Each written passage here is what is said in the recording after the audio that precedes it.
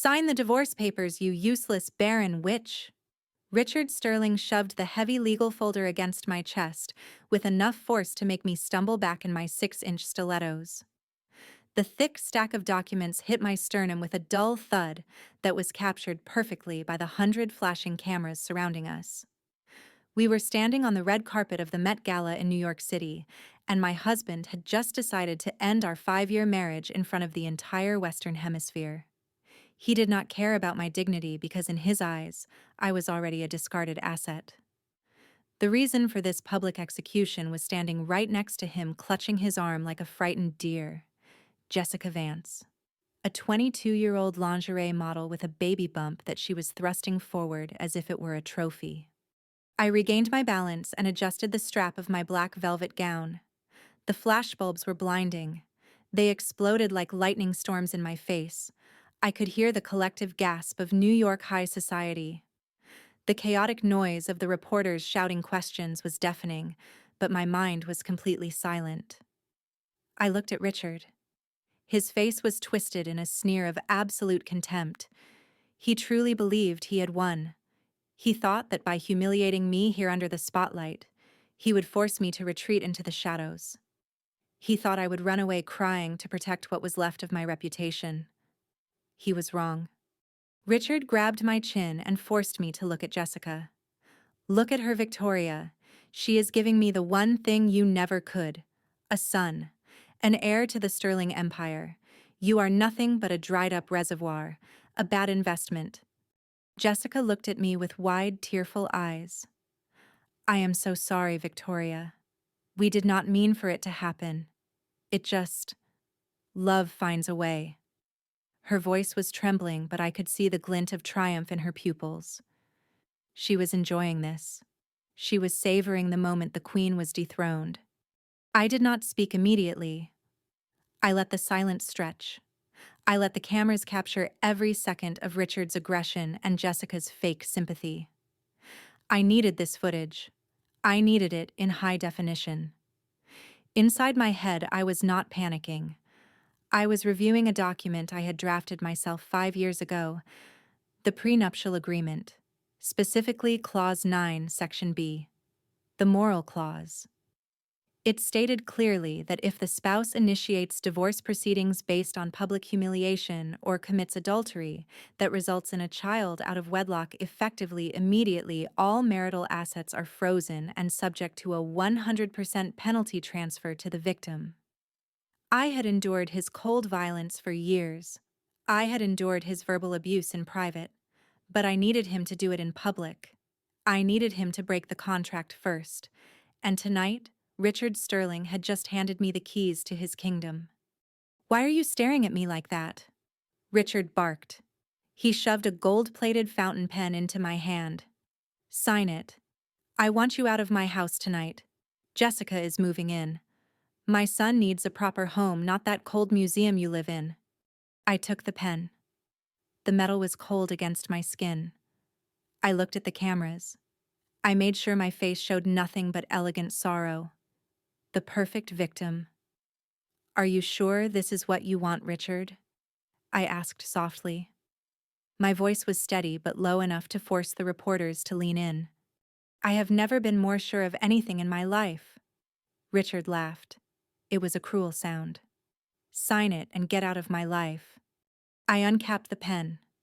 I did not tremble. I placed the folder on the back of a crouching photographer who had gotten too close, and I signed my name with a flourish. Victoria Sterling. The ink was black and permanent. Done. I handed the folder back to him. Congratulations, Richard. You finally got exactly what you deserve. Richard snatched the papers and smirked. He turned to the cameras, wrapping his arm around Jessica. Ladies and gentlemen, let this be a lesson. The Sterling Empire does not tolerate failure. Tonight, we celebrate a new future. He led Jessica up the grand staircase, leaving me standing alone at the bottom. The crowd parted for them like the Red Sea. I watched them go. I checked my watch. It was 8:30 in the evening. My legal team had been on standby since 6 o'clock. I pulled my phone from my clutch and sent a single text message to Lucas, my head of operations. It was just one word: execute. The drive back to the penthouse was silent. I did not take the limousine. Richard had taken it. I took a regular Uber. When I arrived at the building, the doorman looked at me with pity. He had already seen the news. The video of Richard shoving me was trending #1 on Twitter. "Mrs. Sterling," the doorman stammered. Mr. Sterling called ahead. He gave instructions to security. "I know," I said calmly. I walked past him to the elevator. "I am just going up to pack my personal effects." When the elevator doors opened into the penthouse foyer, Richard was already there. He was drinking a glass of scotch. Jessica was walking around the living room, touching the sculptures and looking at the view of Central Park with greedy eyes. "You are still here." Richard swirled his drink. "I told security to throw you out if you were not gone in an hour." "I am leaving." I walked past him towards the master bedroom. "I just need my clothes." "Make it quick," Jessica chirped. She sat down on my favorite Italian leather sofa. "And leave the jewelry. Richard said everything he bought you stays here. It belongs to the mother of his heir now." I stopped. I turned to look at her. "You are right. Anything purchased with sterling money stays." I went into the bedroom. I did not pack. I simply changed out of my gown into a sharp white business suit. I put on my flat shoes. I took my laptop and my personal hard drive. That was all I needed. The hard drive contained 5 years of forensic accounting data on Sterling Corp. Every bribe, every offshore account in the Cayman Islands, every tax evasion scheme Richard had forced me to legally cover up. I had covered it up, yes, but I had kept the receipts. I walked back out to the living room. Richard was kissing Jessica's neck. "Get out, Victoria. Leave the keys on the table." I placed the penthouse keys on the marble console table. The metal clicked against the stone. "Goodbye, Richard. Enjoy the house." I walked out. As the elevator doors closed, I saw Richard laughing. He had no idea that the timer had already started. I checked into the Four Seasons Hotel down the street. I did not sleep. I sat by the window watching the city lights and monitoring my laptop screens. At 2 in the morning, the lights in the penthouse went out. They were asleep. "Now," I whispered. My phone buzzed. It was Lucas. "The cleanup crew is on site. We have the court order." At 7 in the morning, I was sitting in the hotel restaurant drinking black coffee when my phone began to ring. It was Richard. I let it go to voicemail. It rang again and again. Finally, I answered. "Victoria." His voice was a mixture of confusion and rage. "Where are the curtains?" I took a sip of coffee. "Good morning, Richard. I beg your pardon." "The curtains!" he screamed. "The furniture, the rugs, the paintings, the coffee machine, the bed sheets. The hell is going on, Victoria?" I woke up on a bare mattress.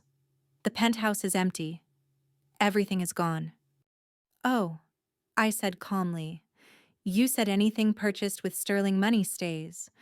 But you see, Richard, you have not actually purchased anything in 5 years. The company has been in debt since 2019. I bought the furniture. I bought the art. I bought the curtains. Even the mattress you were sleeping on with your mistress. I paid for it all from my personal trust fund. So I took it with me." "You are insane!" Richard sputtered. "I am going to sue you." "You can try," I said. "But you might have trouble paying the filing fee. Have you tried using your credit card this morning?" The line went dead. He hung up. I visualized what was happening next. Richard would be scrambling to find his wallet. He would try to order breakfast or perhaps call a mover. He would find that his American Express Black Card was declined. Then his Visa. Then his corporate account. I finished my coffee and signaled for the check. It was time for Phase 2. I walked out of the hotel and hailed a taxi to the headquarters of Sterling Corp. When I arrived at the skyscraper, the lobby was buzzing. Employees were whispering. They fell silent as I walked in. I did not stop at the reception. I walked straight to the executive elevators. The head of security, a large man named Frank, stepped in front of me. He looked nervous. "Mrs. Sterling, I am sorry. Mr. Sterling called. He said you are banned from the building. He revoked your clearance." I looked at Frank. "Frank, who signs your paycheck?" "Mr. Sterling does, ma'am," Frank said. "Wrong." I opened my briefcase and pulled out a document. It was a fresh court order signed by a judge at 4 o'clock this morning. "Read this. As of midnight last night, pursuant to the activation of the moral clause in our prenuptial agreement, all voting shares of Sterling Corp previously held by Richard Sterling have been placed under the temporary conservatorship of the primary creditor." "Do you know who the primary creditor is, Frank?" Frank looked at the document. His eyes widened. He looked back at me. "It says, you are correct." I smiled. It was a cold professional smile. "I bought the company's debt 3 months ago through a shell corporation. Richard is technically bankrupt. He does not own this building. He does not own his chair. He does not even own the suit he is wearing. Now step aside." Frank stepped aside immediately. "Have a good day, Mrs. Sterling. Or, Miss Sterling." "Ms. Sterling is fine." I took the elevator up to the top floor, the executive suite. I could hear Richard screaming from down the hall. He was in his office. I pushed the double glass doors open. Richard was slamming the phone down. He looked disheveled. He was wearing the same clothes as last night. Jessica was sitting in the corner crying. "You—" Richard pointed a shaking finger at me. "You froze my accounts. My cards are not working. I cannot even buy a bottle of water. Undo it. Undo it right now, or I will kill you." "That is a terroristic threat," I said, glancing at the security camera in the corner. "Adding that to the list." "What do you want, Victoria?" Richard roared. He lunged at me but stopped when he saw Frank standing behind me with 2 other security guards. "I am here to issue a notice of termination." I placed a single sheet of paper on his empty mahogany desk. "Termination." Richard laughed hysterically. "You cannot fire me. I am the CEO. I own 51% of this company." "You owned 51%. I corrected him. "Until you admitted to adultery on national television. Clause 9. You remember signing it, don't you? You said it was just legal jargon. You were too arrogant to read the fine print." Richard snatched the paper. His hands were shaking so hard the paper rattled. He read it. His face drained of all color. He looked like a man who had just realized the parachute he packed was actually a backpack full of rocks. This says I have nothing," he whispered. "Not nothing," I clarified. "You have your personal debt, which stands at roughly $40 million. And since I am now the owner of that debt, I am calling it in. Effective immediately." "You cannot do this," Jessica wailed from the corner. "We have a baby." I turned my gaze to her. "Correction. You have a baby. Richard has a subpoena." I signaled to Frank. "Escort Mr. Sterling out of the building. He is trespassing." "You cannot be serious." Richard stammered. "Victoria, baby, please, let us talk about this. The cameras are downstairs. Think about the stock price." "I am thinking about the stock price." I checked my phone. Since I announced the restructuring 5 minutes ago, the stock has gone up 12%. The market prefers a competent leader. Goodbye, Richard. Frank moved forward and grabbed Richard by the arm. "Do not touch me," Richard screamed. He tried to shake Frank off. "I am the boss here." "Not anymore, sir," Frank said firmly and dragged him towards the door. Richard looked back at me. His eyes were wide with a primal fear. For the first time he saw me, not as his wife, not as his doormat, but as the predator I had always been. "I will destroy you," he screamed as he was dragged into the hallway. "I will hire the best lawyers in the city." I walked over to his desk and sat down in his leather chair. It was still warm. I picked up the phone on his desk. "Security," I said into the receiver. "When Mr. Sterling reaches the lobby, hand him the envelope I left at the front desk." "Yes, ma'am. What is in the envelope?" "A list of every law firm in New York." I swiveled the chair to look out at the skyline, and a note informing him that I have already retained every single one of them as legal counsel for the company. Conflict of interest rules mean none of them can represent him. I hung up the phone. The office was quiet. I took a deep breath. It smelled like victory. But this was just the beginning. Richard was broke and humiliated, but he was not in prison yet. And for what he did to me, for the 5 years of psychological torture and gaslighting, simply taking his money was not enough. I opened the bottom drawer of the desk. There it was. The second ledger. The one he thought he had hidden so well. I pulled it out and dialed a number on my personal cell phone. "Federal Bureau of Investigation, Financial Crimes Division." A voice answered. "Good morning," I said. "My name is Victoria Sterling. I would like to report a massive case of corporate fraud and money laundering involving Richard Sterling. I have the documents in front of me. When can you come by?" I looked down at the street below. I could see Richard being thrown out of the revolving doors onto the sidewalk. The paparazzi were waiting for him like a pack of hungry wolves. The sidewalk outside the Sterling Tower was a shark tank filled with photographers, and the flashing lights of their cameras felt like physical blows. Richard Sterling shoved a microphone away from his face with enough force to make the reporter stumble back into the gutter.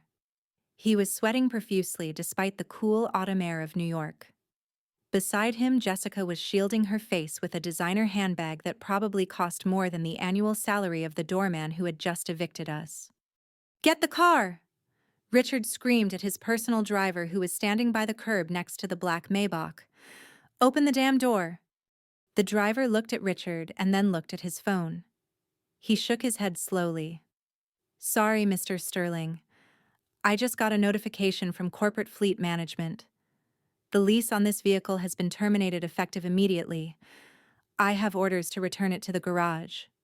"I hired you," Richard roared, lunging forward, but the driver deftly stepped back and locked the doors. "I pay your salary?" "Actually, sir, the company pays my salary." The driver got into the car. "And the new CEO is very strict about unauthorized use of company assets." The Maybach pulled away, leaving Richard standing in a cloud of exhaust fumes. The paparazzi laughed. It was a cruel collective sound that echoed off the glass skyscrapers. Richard looked like a king who had been stripped naked in the town square. He turned to Jessica. "Call an Uber," he barked. Jessica fumbled with her phone. Her acrylic nails clicked frantically against the screen. "My card is declined, Richard. They said the supplementary cardholder account has been closed." Richard let out a primal scream of frustration that was instantly immortalized on a dozen live streams. He reached into his pocket and pulled out a crumpled wad of cash. $50. That was all the liquidity the former master of the universe had left. He threw it at a passing yellow taxi.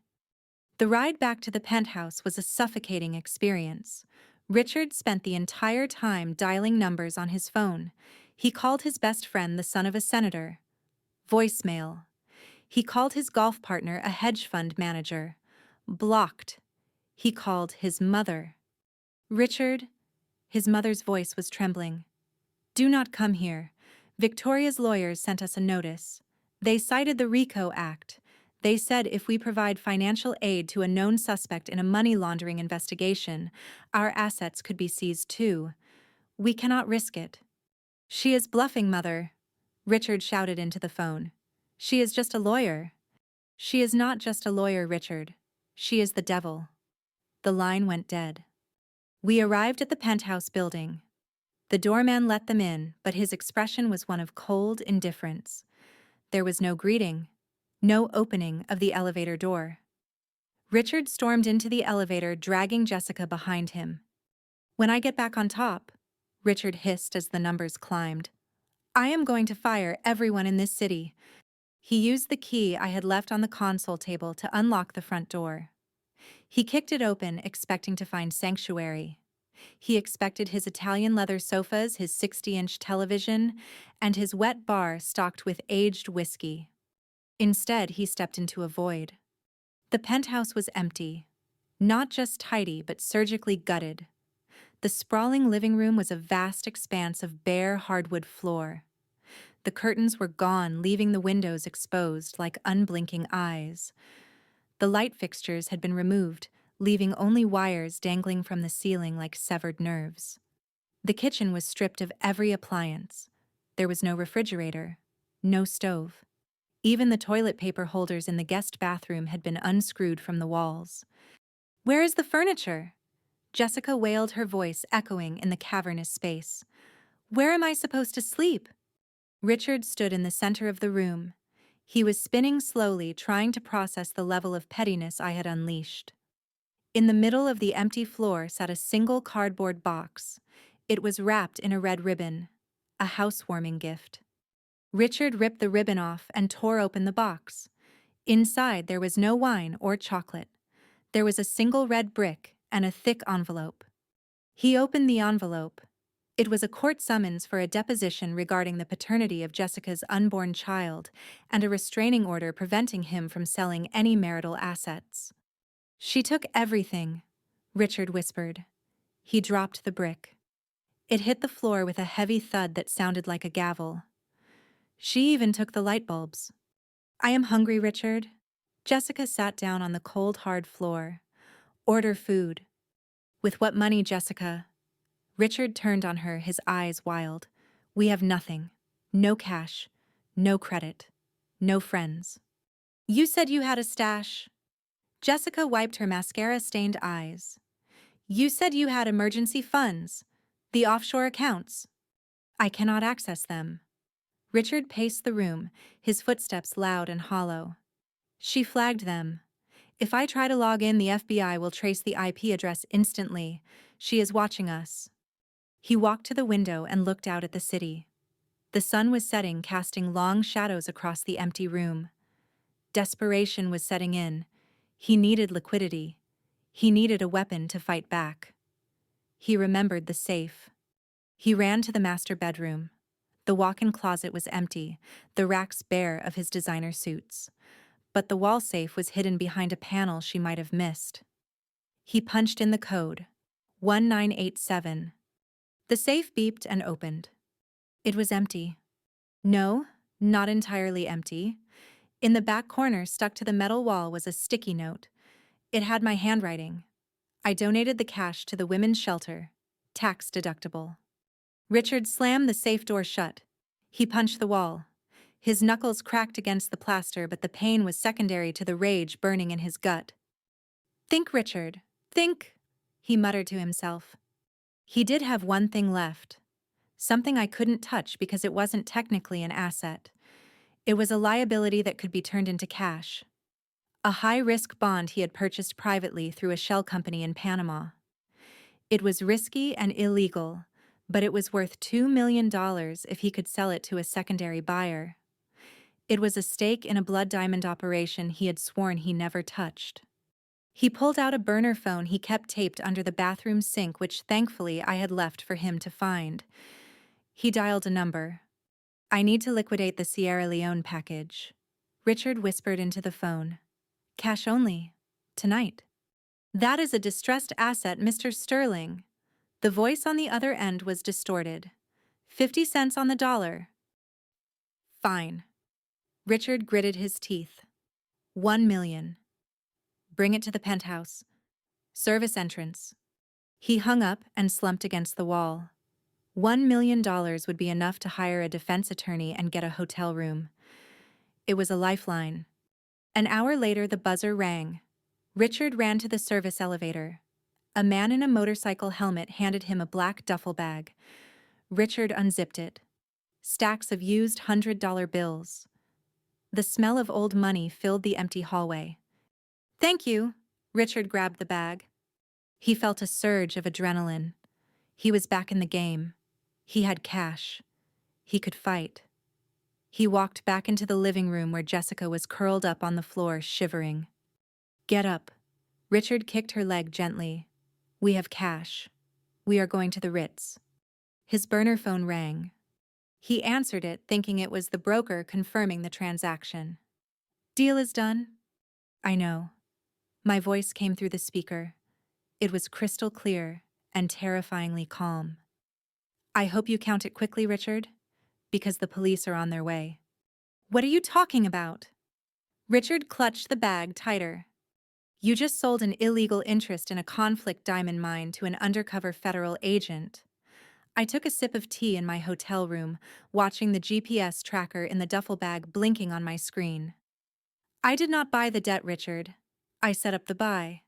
That bag contains marked bills. Possession of that money is a federal felony carrying a minimum sentence of 10 years. Richard dropped the phone.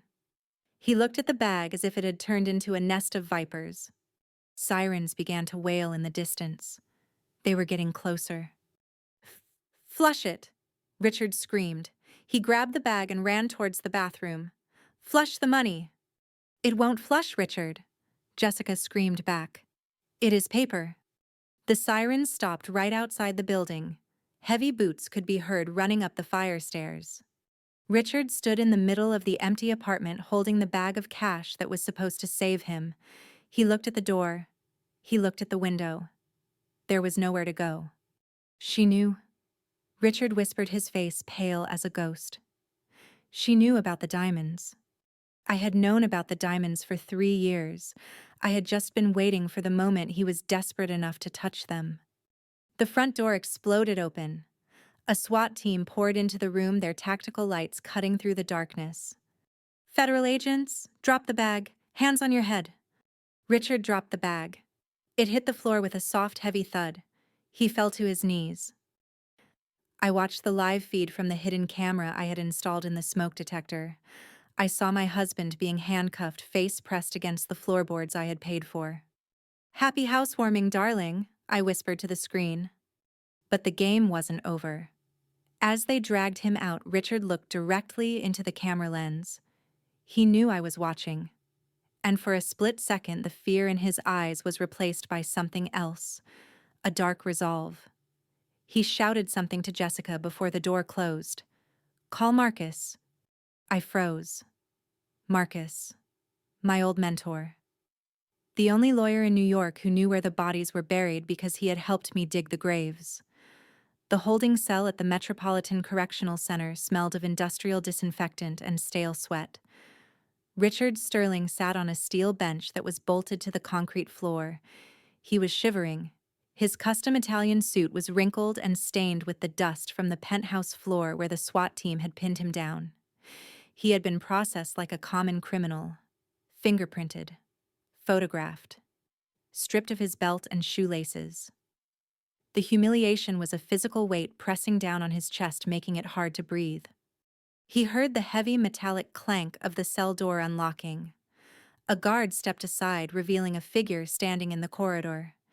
It was not a police officer. It was a man in a charcoal gray suit that cost more than the average American home. He had silver hair swept back with precision and eyes that looked like chips of flint. Marcus Stone, the most dangerous defense attorney in New York City. He was the man you called when you were guilty and wanted to sue the victim for emotional distress. Hello, Richard. Marcus stepped into the cell without fear. He looked around the cramped space with a sneer of distaste. You look like a distressed asset. Get me out of here, Marcus. Richard stood up, his voice cracking.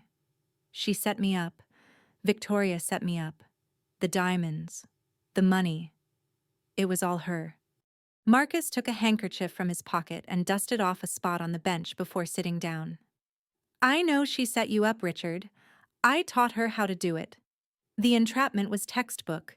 Using a federal agent as a buyer. Marking the bills. It was elegant. Brutal, but elegant. I do not care about her elegance.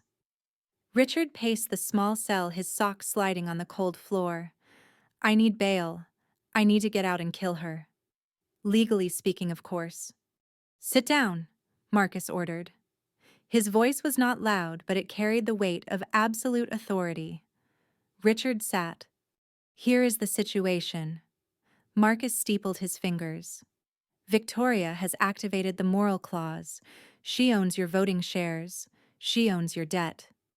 And now, with this diamond charge, she has dismantled your credibility. If we go to court with what we have now, you will lose. You will spend the next 15 years making license plates. So what do we do? Richard asked. We counterattack. Marcus smiled. It was a reptilian expression. I can get you out on bail. The diamond sting has a flaw. The agent pressured you. We can argue entrapment. I can get the evidence suppressed. But my fee has gone up. I have no money, Marcus, Richard hissed. She froze everything. I do not want money. Marcus looked at him. I want 50% of the company once we reclaim it. And I want the pleasure of destroying Victoria. She was my best student. And then, she grew a conscience. I want to remind her why she should have stayed in the dark. Done, Richard said without hesitation. 50%. Just get me out. 3 hours later, inside the Southern District of New York courthouse, Marcus Stone performed his magic. He stood before the judge and dismantled the prosecution's case with surgical precision. He argued that Richard was under extreme financial duress caused by a vindictive ex-wife, and that the federal agent had preyed upon a man in a mental health crisis. He painted Richard not as a criminal mastermind, but as a victim of a corporate coup. The judge granted bail set at $2 million. Marcus posted it using a bond from his own firm. Richard walked out of the courthouse into the blinding afternoon sun. The paparazzi were still there, but Marcus's security team pushed them back, creating a wall of muscle. Go to the St. Regis, Marcus whispered to Richard as he shoved him into a waiting black SUV. I have booked a suite for you and the girl. Stay inside. Do not talk to the press. Do not answer unknown numbers. And for the love of God, do not contact Victoria. Richard nodded. He climbed into the car where Jessica was waiting. She looked terrible. Her eyes were puffy from crying and she was clutching her stomach. Did you fix it? She asked as the car pulled away. Marcus fixed it. Richard leaned back, closing his eyes. We are going to war, Jessica. And we are going to win. But Victoria was not waiting for the war to come to her. She was already launching the next missile. That evening, in the luxury suite at the St. Regis Hotel, Richard and Jessica were eating room service in silence. The tension was thick enough to choke on. Richard was scrolling through his phone, reading the headlines. Sterling CEO arrested. Empire crumbling. The fall of the king. There was a knock at the door. Richard froze.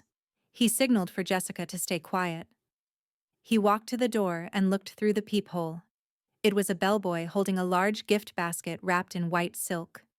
Richard opened the door a crack. What is this? Delivery for Ms. Vance, sir, the bellboy said. Priority courier. Richard took the basket. He placed it on the table and ripped off the card. It was handwritten in elegant calligraphy. Dear Jessica, I know things are stressful. Stress is bad for the baby. I have arranged a VIP appointment for you at the genetics clinic tomorrow morning. Dr. Eris is the best. Just a small gesture of goodwill, for the sake of the innocent life involved. Victoria. She is trying to poison us. Richard threw the card down. Throw it away. Jessica reached into the basket.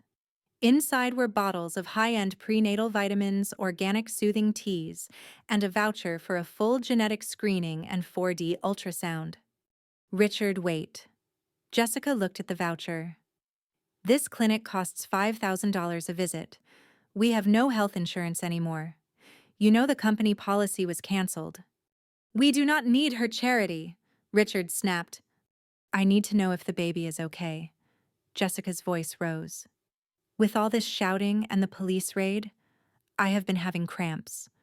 What if something is wrong? Please, Richard. Dr. Eris is world famous. If she paid for it, why not use it? Richard looked at Jessica. He looked at her stomach. That baby was his only remaining asset. It was the heir. If he could prove he had a legacy, the board might look favorably on him. A healthy son would be a good public relations move, the compassionate father fighting for his family. Fine. Richard gritted his teeth. We go. But I am watching the doctor like a hawk. If she tries anything, I will sue the hospital into the ground. The next morning, the genetics clinic on the Upper East Side was quiet and smelled of lavender. It was more like a spa than a medical facility. Dr. Eris, a tall woman with glasses and a severe bun, greeted them. Ms. Vance, Mr. Sterling. She nodded professionally. Please come in. Victoria has covered the full premium package, genetic mapping, gender confirm, the works. Richard sat in the corner of the examination room, tapping his foot impatiently. He watched Dr. Eris apply the gel to Jessica's stomach. The monitor flickered to life. The sound of a heartbeat filled the room. Whoosh, whoosh, whoosh. Strong heartbeat, Dr. Eris noted. The fetus is developing perfectly. 18 weeks. Jessica smiled, tears streaming down her face. Oh, look, Richard. Look at him. Richard stood up and walked to the monitor. He saw the grainy image of the child. For a second, his anger subsided. This was his son, the future king of New York. I have the results of the rapid genetic screening from the blood sample you sent last week. Dr. Eris picked up a tablet. We screen for over 200 hereditary markers to ensure there are no surprises. Is he healthy? Richard asked. If very. Dr. Eris adjusted her glasses. However, there is a minor anomaly in the report regarding the blood type and haplogroup compatibility. English doctor, Richard snapped. Well, Dr. Eris tapped the screen. Mr. Sterling, your medical records from the company file indicate you are blood type O negative. Is that correct? Yes, Richard said. Universal donor. The rarest. Like my father. Correct. Dr. Eris turned the screen towards them. And Ms. Vance is type A positive. Biologically speaking, two parents with these blood types cannot produce a child with type B negative blood. And yet the fetus is type B negative. The room went dead silent. The only sound was the rhythmic whoosh whoosh of the heartbeat on the monitor, which suddenly sounded like a ticking time bomb.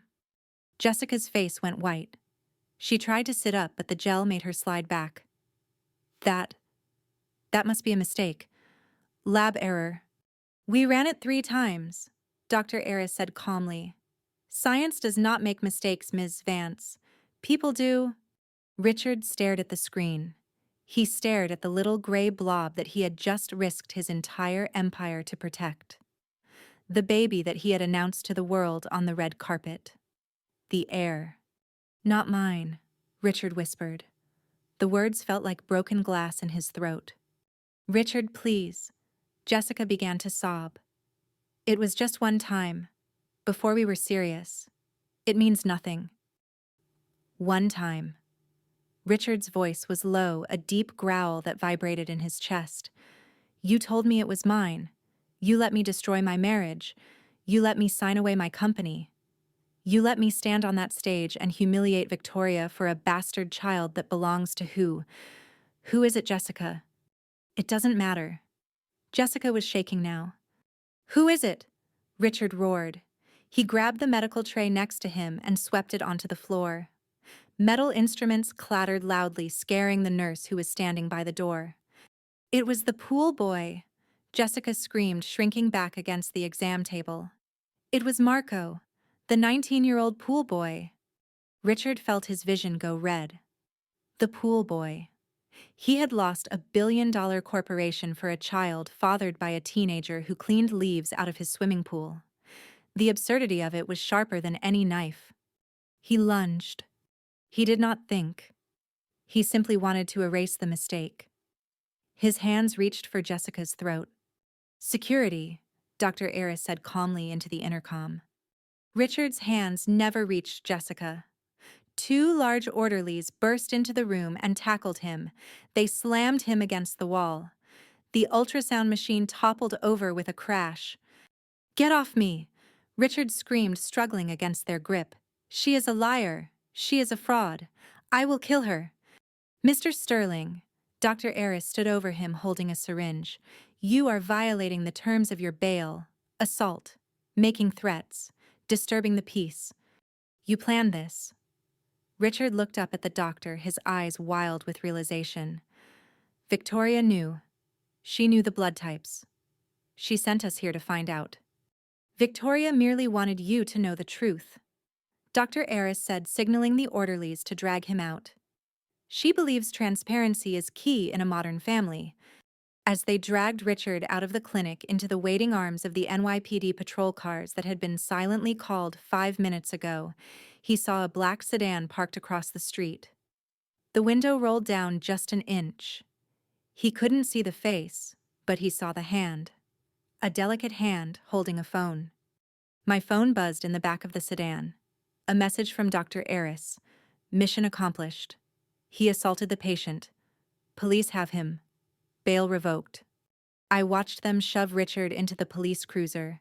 He was thrashing and screaming like a madman. He wasn't going back to the holding cell for financial crimes anymore.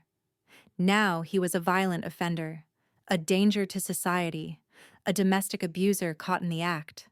Marcus could argue entrapment for money, but he couldn't argue entrapment for a man who tries to strangle a pregnant woman in a doctor's office. "Drive," I said to my driver. We pulled away, leaving the chaos behind. I looked at the file on the seat next to me. It was the next phase of the plan. Richard was out of the way for at least a few months without bail. That gave me time to deal with the real threat.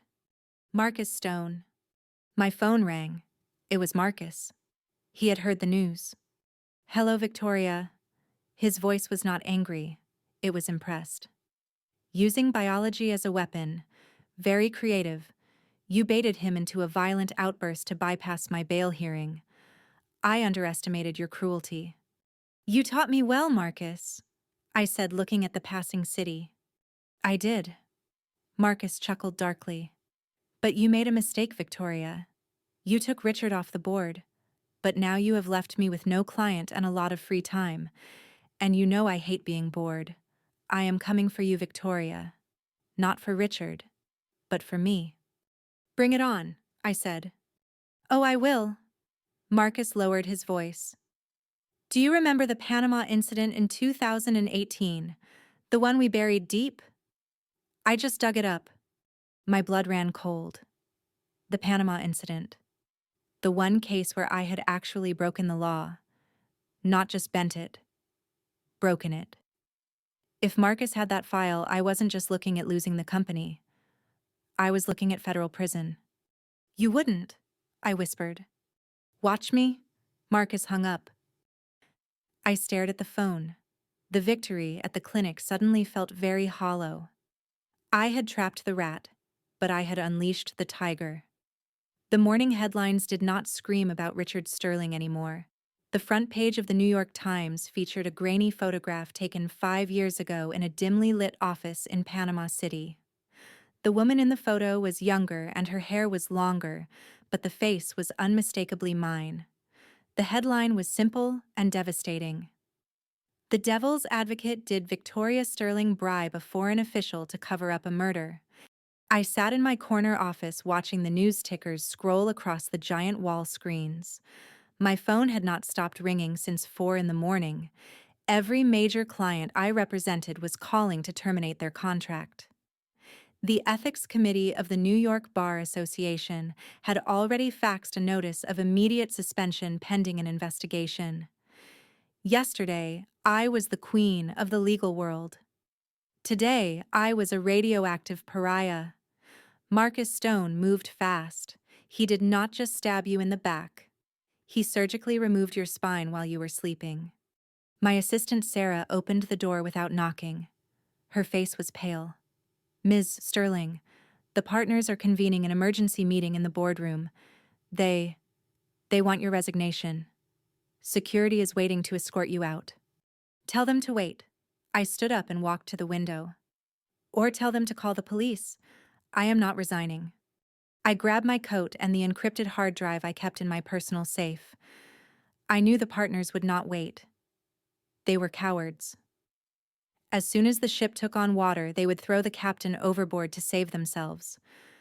I had to leave before they locked me out of the building.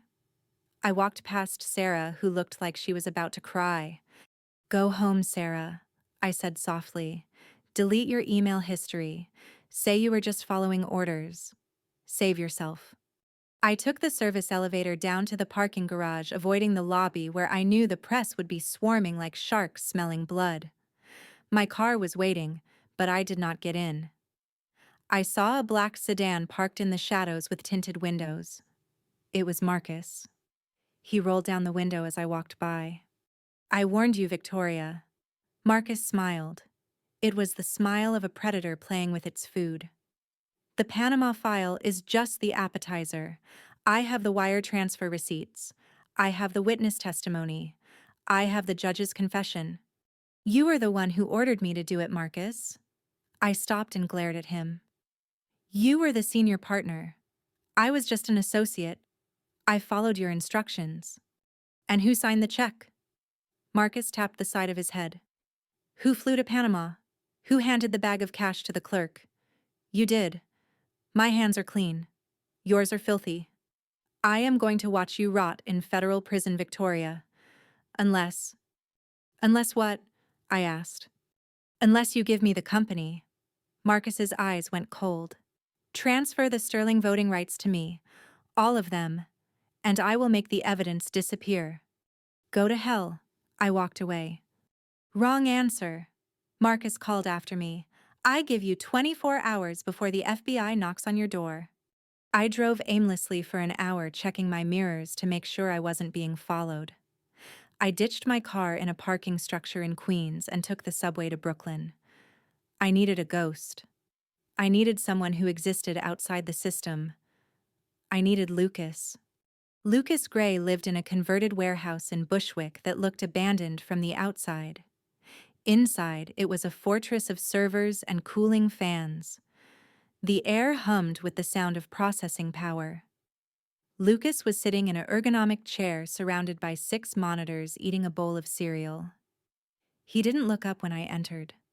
You are trending, Lucas said, chewing loudly. Higher than the Super Bowl. Can you fix it? I asked, throwing my bag on the couch. Fix it? No. Lucas spun around. He was wearing a faded hoodie and looked like a teenager, but he was the most dangerous hacker on the eastern seaboard. The leak is out.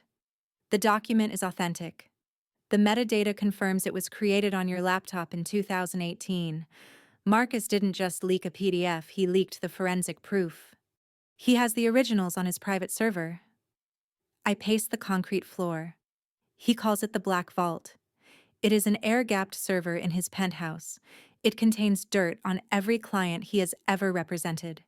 If he is using it to blackmail me, he is using it on others. And you want me to what? Lucas raised an eyebrow. Hack an air-gapped server. That is impossible, Victoria. Air-gapped means it is not connected to the internet. I cannot hack it from here. I would need to be physically in the room. Then we get in the room, I said. Lucas laughed. Have you seen Marcus's penthouse? It has biometric scanners, armed guards, and a panic room. It is not a house. It is a vault. I helped him design the security system. I walked over to the whiteboard and picked up a marker. I know the layout, I know the blind spots, and I know his schedule. Tomorrow night he is hosting a fundraising gala for the Police Benevolent Association. The house will be full of guests. Security will be distracted. This is suicide.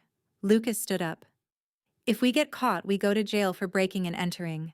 Add that to your bribery charge and you are looking at 20 years. If we don't do this, I go to jail anyway. I looked at him desperate. Lucas, he has everything. He has the recordings. He has the emails. If we can get into the Black Vault, we can find the proof that he ordered the bribe. We can find the evidence that implicates him in 100 other crimes. We can flip the table. Lucas looked at the screens. He typed a few commands and a 3D blueprint of a building appeared. The server room is behind a reinforced steel door in his study. It requires a retina scan and a voice print. I have his voice. I pulled out my phone. I recorded our conversation in the garage. I can splice the words to create the passphrase. And the retina? Lucas asked. We bypass it. I pointed to the ventilation shaft on the blueprint. The HVAC system runs directly over the server room. It is too small for a person but not for a drone. A micro-drone with a USB payload. Lucas looked at me, a slow grin spreading across his face. You want to fly a drone through the air conditioning vents of the most secure apartment in New York during a party drop, a virus onto the server, and steal the data? Yes, I said. That is insane. Lucas sat back down and started typing furiously. I love it. We spent the next 12 hours planning the heist. Lucas modified a surveillance drone, equipping it with a high-capacity drive and a signal repeater. I memorized the floor plan and the patrol routes of the guards. I called in a favor from an old client, a caterer who was working the gala, to get me a uniform and a fake ID. The stakes had never been higher. I wasn't fighting for money anymore. I was fighting for my life. The night of the gala arrived. The rain was pouring down, washing the grime off the city streets. I stood in the service alley behind Marcus's building wearing a black catering uniform and holding a tray of hors d'oeuvres. My earpiece crackled. Comms check, Lucas's voice whispered. He was in a van 2 blocks away piloting the drone. Loud and clear. I adjusted the collar of my shirt. I am going in. I walked past the security checkpoint. The guard scanned my badge. It beeped green. I was inside. The ballroom was glittering with chandeliers and filled with the elite of New York. Judges, politicians, police commissioners. The very people Marcus owned. I moved through the crowd, offering champagne, my head down. I spotted Marcus in the center of the room holding court. He looked triumphant. He raised a glass to toast the police commissioner. He had no idea that the woman he was trying to destroy was standing 10 feet away pouring wine for his guests. I am at the access point, I whispered. I slipped into a service corridor and found the maintenance hatch for the HVAC system. I used a magnetic tool to unscrew the vent cover. I placed the tiny drone inside.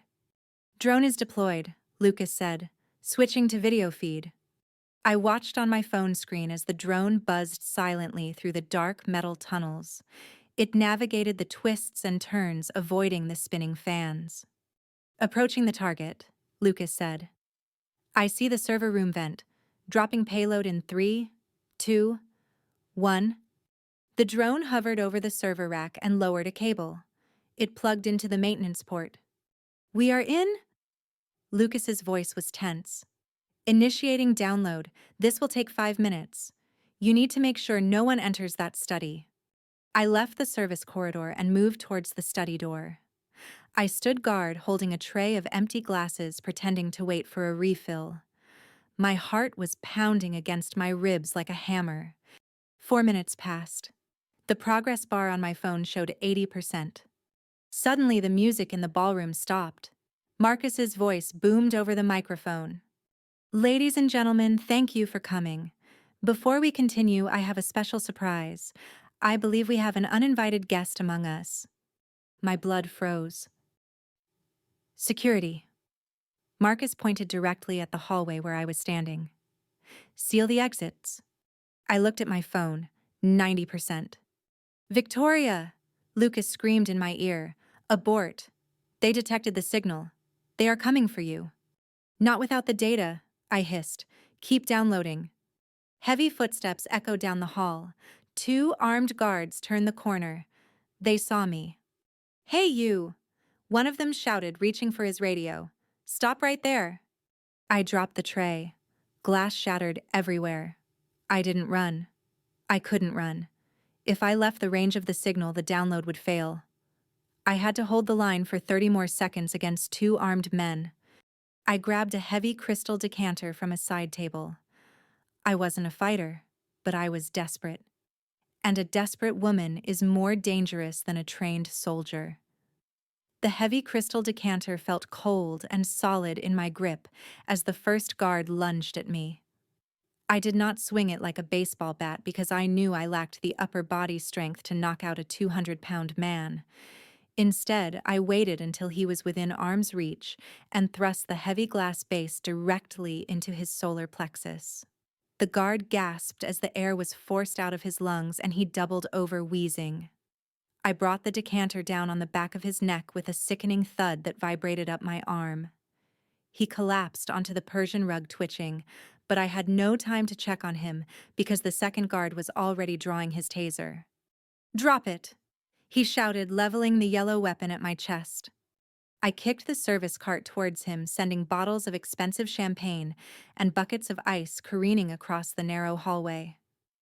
The guard stumbled over the rolling metal cart, his taser firing a stray barb that sparked harmlessly against the wall wallpaper.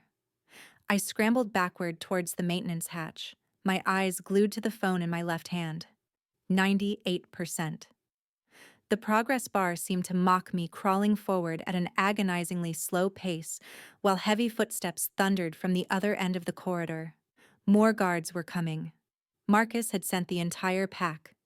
"Victoria!" Lucas screamed in my ear. "Get out of there. They are cutting the power to the vents.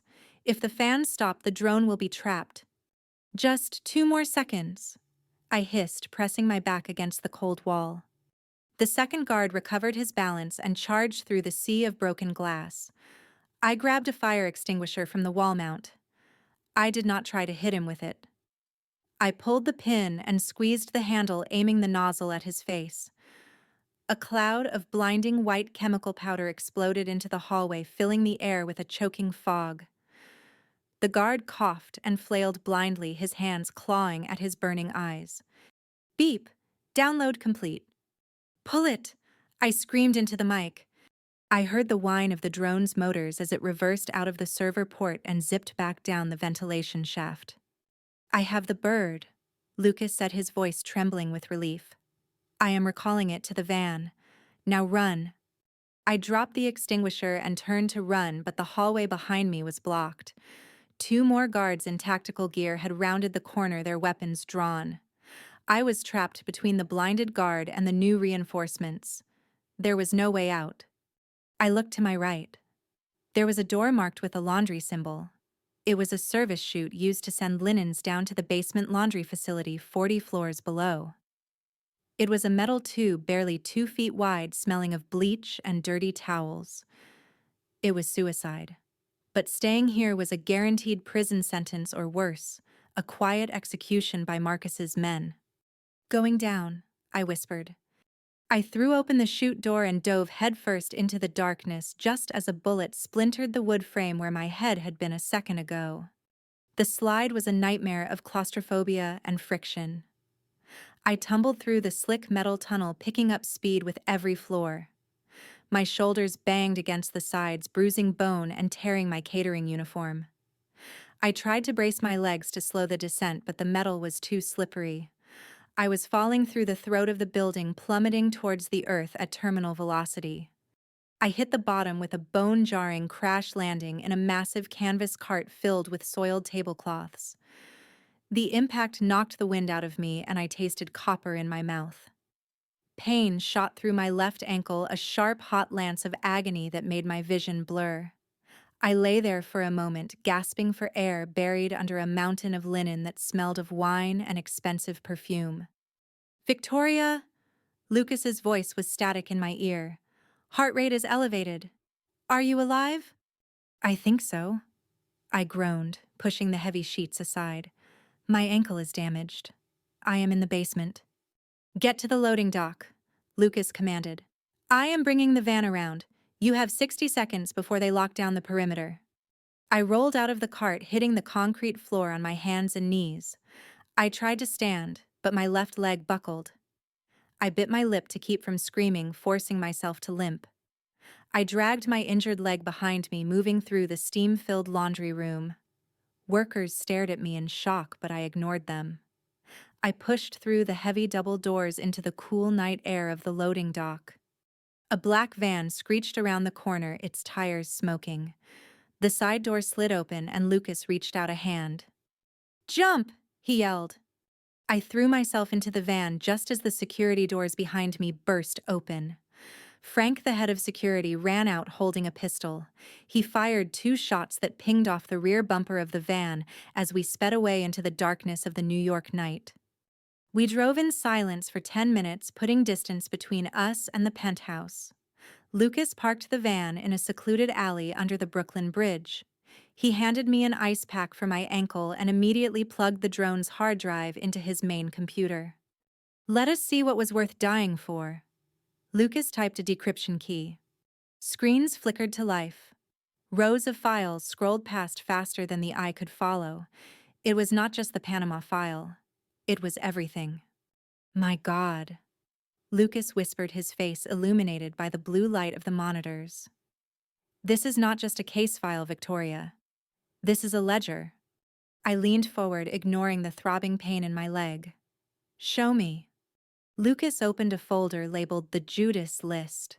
It contained hundreds of subfolders, each named after a prominent judge, politician, or police commissioner. Inside each folder were photos, bank transfer receipts, and video recordings of compromising situations. "He owns them." I realized the horror dawning on me. He owns everyone. Judge Miller, who denied Richard's bail. Commissioner Gordon, who ordered the raid on the penthouse. Senator Black, who sits on the ethics committee. Marcus has dirt on all of them. "Look at this." Lucas pointed to a file dated 3 days ago. "It is a transfer order. Marcus moved $10 million into an offshore account under your name. He was setting me up for something bigger," I said. "He wasn't just going to frame me for Panama. He was going to frame me as the mastermind of his entire blackmail operation. He was going to retire and let me take the fall for 30 years of corruption." I sat back feeling cold. Marcus Stone was not just a dirty lawyer. He was the architect of a shadow government that ran New York. And I had just stolen his blueprints. "We cannot go to the police," Lucas said, closing the laptop. "Half the police force is on this payroll. If we walk into a precinct with this drive, we will never walk out." "We cannot go to the FBI either," I added. "He has files on the field agents too. There is no one we can trust."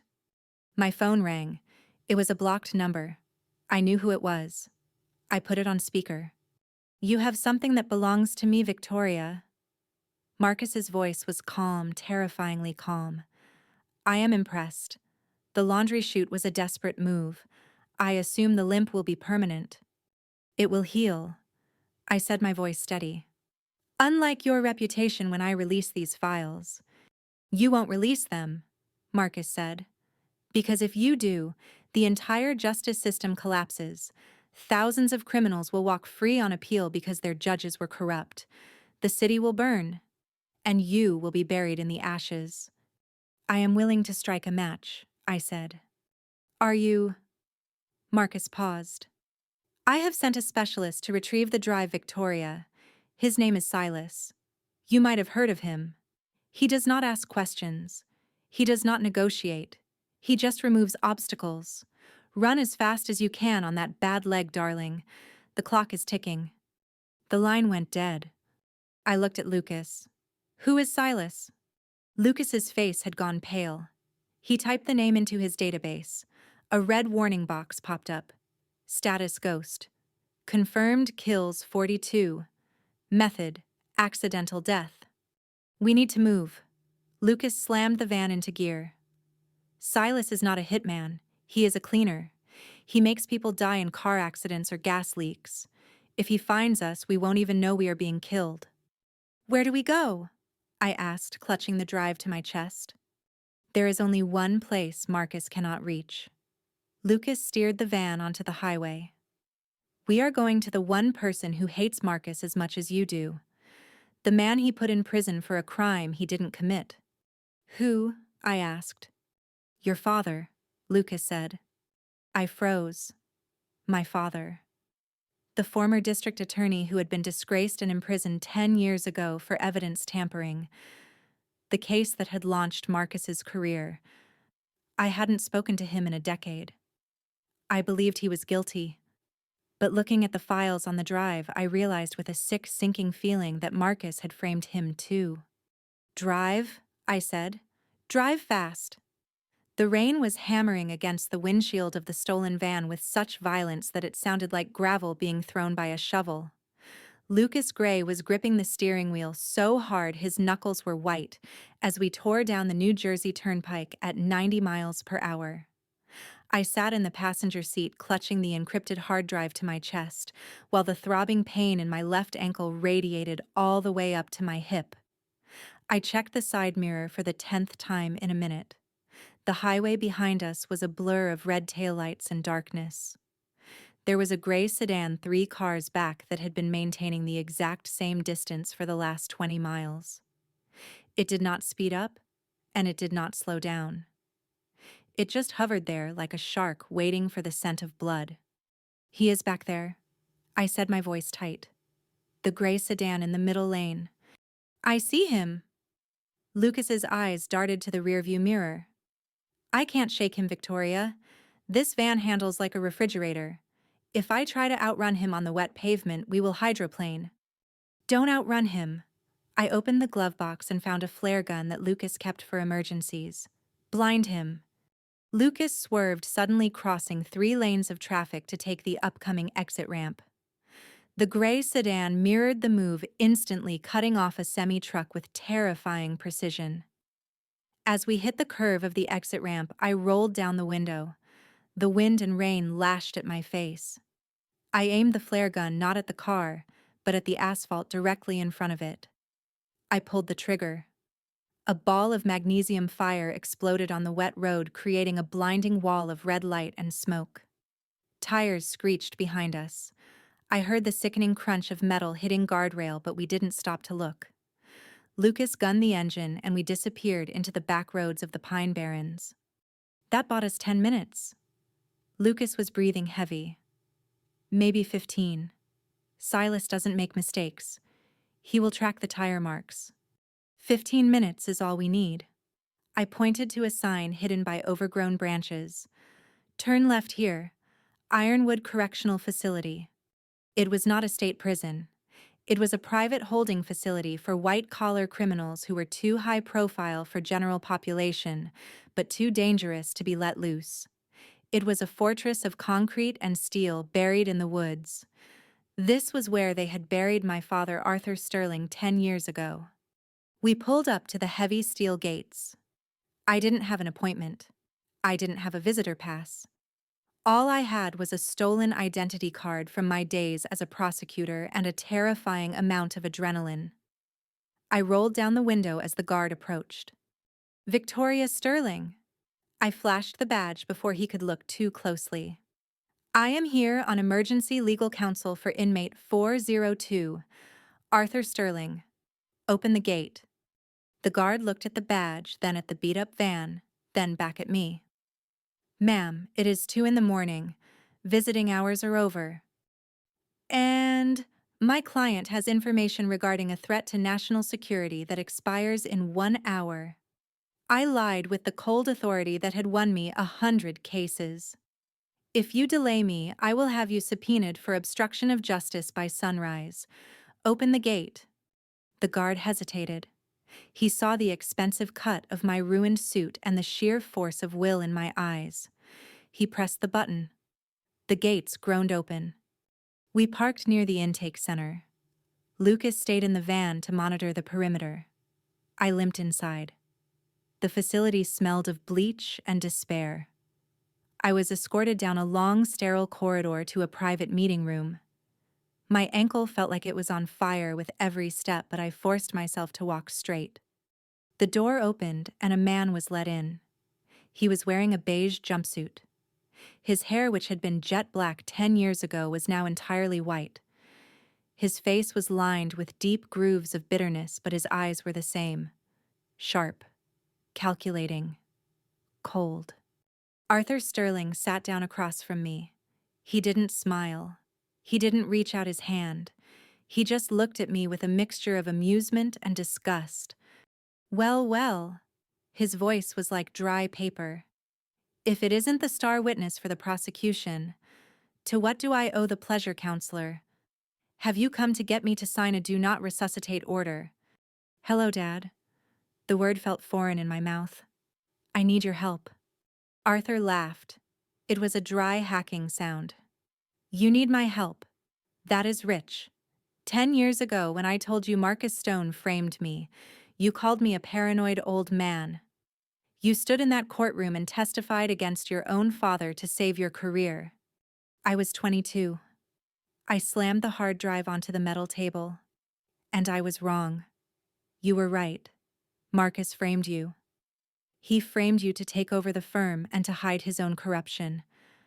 I know that now. Arthur looked at the drive. He didn't touch it. And what is this? His head on a platter. It is the Judas list. I leaned forward. It is everything. Every bribe. Every blackmailed judge. Every dirty cop. It proves you are innocent. It proves Marcus is the head of the snake. Arthur picked up the drive, turning it over in his calloused hands. You stole the Black Vault? Impressive. I didn't think you had the stomach for felony theft. I decrypted the first layer, I said. But the core files, the ones that implicate the governor and the Supreme Court justices, they are locked behind a second encryption key, a biometric key. Lucas said the code structure matches a program you wrote when you were district attorney. Arthur's eyes narrowed. He looked at me with a new respect. The Genesis code. Yes. I wrote it. I created the backdoor that Marcus uses to control the city. I built the gun Victoria. Marcus just pulled the trigger. Why? I asked. Because I thought I could control it. Arthur stood up and walked to the reinforced window. I thought I could use the dirt to force corrupt men to do good things. I was arrogant. Marcus saw the potential for profit. He took my code, he took my job, and he took my daughter. Give me the key, Dad. I stood up wincing as my ankle throbbed. Give me the code. We can take him down together. We can clear your name. It is not that simple. Arthur turned to face me. The key isn't a password, it is a sequence, a physical sequence that requires two people to input simultaneously at the mainframe terminal, and that terminal is in the basement of the Federal Reserve Bank. Suddenly the lights in the room flickered and died.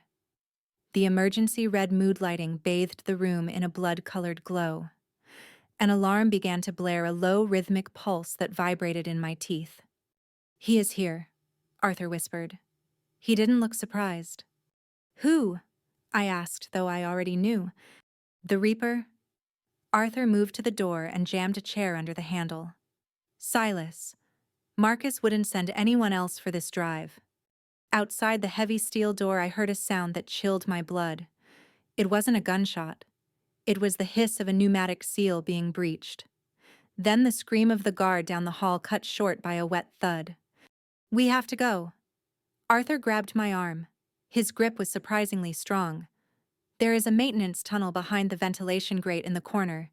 It leads to the storm drain. We can't outrun him, I said, panicking. He has thermal optics. He has automatic weapons. Lucas is outside in a van. Lucas is probably already dead, Arthur said coldly. He kicked the grate open. Move, Victoria. We crawled into the dark tunnel. The air was thick with dust and the smell of rust. We could hear heavy boots walking on the concrete floor above us. Thump, thump, thump. Slow and methodical. He is checking the rooms, Arthur whispered. He knows we are here. He cut the power to disable the cameras. He is going to burn the building down and blame it on a riot. We reached the end of the tunnel, which opened into the boiler room. It was a massive chamber filled with hissing pipes and roaring furnaces. The exit door to the parking lot was 50 feet away. We ran. I hobbled as fast as I could, my father supporting my weight. We were 10 feet from the door when a shadow detached itself from the darkness. Silas stood there, He was dressed in tactical black, wearing night vision goggles that hid his eyes. He held a suppressed pistol in one hand and a remote detonator in the other. "End of the line, counselor." His voice was mechanically distorted. He raised the pistol. "Get down!" Arthur shoved me behind a concrete pillar just as 2 bullets chipped the stone inches from my face. Arthur didn't hide. He stood up in the open, raising his hands. "It is me you want, Silas. The girl is nothing. She doesn't have the code. She has the drive." Silas walked forward slowly. "And Marcus wants the loose ends tied up. Both of you. You shoot me and the dead man switch activates." Arthur bluffed, his voice steady. "I have a heart rate monitor linked to the server. My heart stops the files upload to the New York Times automatically." Silas paused. It was a lie, but a plausible one. In that split second of hesitation, Arthur looked back at me. His eyes were no longer cold. They were filled with a desperate apology. "Go," he mouthed. Arthur grabbed a high-pressure steam valve next to him and wrenched it open with all his strength. A jet of superheated steam exploded into the room with the force of a bomb. It created a white wall of scalding fog between us and Silas. Silas fired blindly into the steam, but the heat was too intense. "Dad!" I screamed, reaching for him. "Run, Victoria!"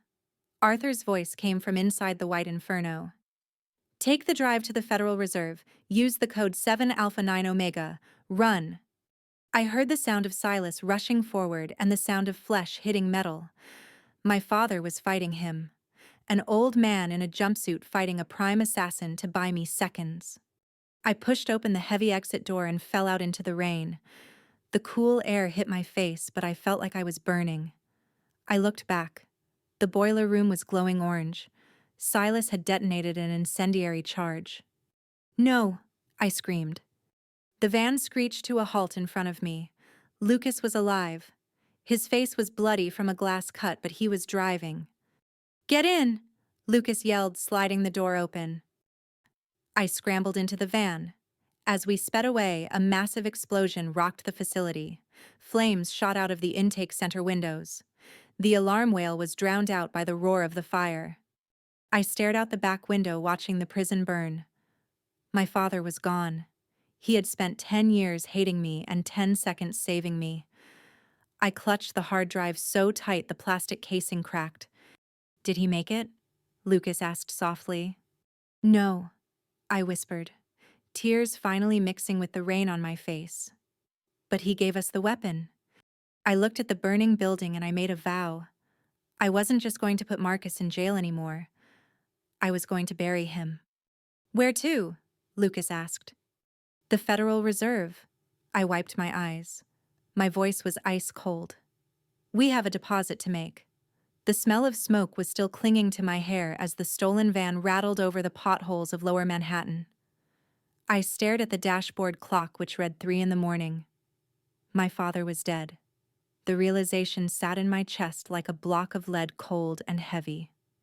I did not cry. Crying was a luxury for people who had time to grieve. I did not have time. I had a code, and I had a target. The Federal Reserve Bank of New York on Liberty Street. It was the fortress that held the gold of nations, and deep in its basement it held the terminal that Arthur Sterling had built 20 years ago. The terminal that could dismantle Marcus Stone's empire. Lucas Gray parked the van 3 blocks away in a dark alley behind a dumpster. He was bleeding from a cut above his eye, but his hands were steady as he typed on his laptop. He was creating a digital ghost. "I am patching us into the Reserve's appointment system." Lucas said, his voice flat. "I am reactivating an old dormant account under the name of Sovereign Trust. It is a shell company my father used for Black Ops funding. You are the executor. I am your attaché. We have a scheduled audit of Box 404 at 3:30 a.m. "Will the guards buy it?" I asked, checking my reflection in the rearview mirror. I wiped the soot from my cheek and smoothed down my torn blazer. I looked like a woman who had walked through hell, but in the dim light of the bank lobby, I just needed to look like a woman who owned the place. "The system says the appointment is valid." Lucas closed the laptop. But the biometric scanners are a problem. I can spoof the fingerprints, but the retina scan is hardware-based. We do not need to spoof it. I pulled a small silver case from my pocket. Inside were 2 contact lenses. My father gave me these 5 years ago. He said they were insurance. I never knew what they were for until now. They mimic his retinal pattern. We stepped out of the van into the cold night air. The streets were eerily quiet. The sirens from the prison fire were distant wails echoing off the skyscrapers. We walked towards the massive stone fortress that looked more like a dungeon than a bank. The iron bars on the windows were thick enough to stop a tank. We approached the night entrance. 2 guards stood behind bulletproof glass. They looked bored, but their hands were near their holsters. I walked up to the intercom and pressed the button. Victoria Sterling, representing Sovereign Trust. I have an emergency audit scheduled for Box 404. The guard looked at his screen, then at me. Ma'am, it is 3 in the morning. We do not do audits at night. Read the file, officer. I said, my voice dripping with the arrogance of old money. Sovereign Trust has a 24-hour access clause mandated by the Patriot Act. If you deny me entry, you will be explaining to the Treasury Secretary why you blocked a national security audit. Do you want to make that phone call? The guard hesitated. He typed something on his keyboard. His eyes widened slightly. The screen must have flashed a high-priority clearance code. 1 moment. He buzzed the door. We walked into the airlock. The heavy steel door clanged shut behind us, trapping us in a small glass box. The laser scanner swept over my eyes. I held my breath, praying the contact lenses would work. Access granted, a robotic voice announced. The inner door opened. We were in. We walked across the marble lobby, our footsteps echoing loudly. The guard escorted us to the elevator. He swiped his key card and pressed the button for the sub-basement level. 5 stories below ground, 80 feet below sea level. You have 30 minutes, the guard said suspiciously. After that, the system locks down for server maintenance. That is all we need. I stepped into the elevator. The doors closed and we began to descend. The air grew colder and heavier. We were going down into the bedrock of Manhattan. The elevator opened into a long corridor lined with steel cages. Inside the cages were pallets of gold bars stacked like bricks. It was enough wealth to buy a small country, but I didn't care about the gold. I cared about the small, nondescript terminal at the end of the hall. It looked like an ancient relic, a computer from the late 90s with a green monochrome monitor bolted to a desk. This was the Genesis terminal, the back door my father had built into the city's legal mainframe. This is it, Lucas whispered. He plugged his laptop into the port. It is air-gapped. No wireless signals. That is why we had to come here. I sat down at the keyboard. The screen blinked a green cursor. Enter authorization. It requires the 2-man rule. Lucas looked at the screen. 2 separate passkeys entered simultaneously on 2 different keyboards. My father and I used to do this. You take the auxiliary keyboard?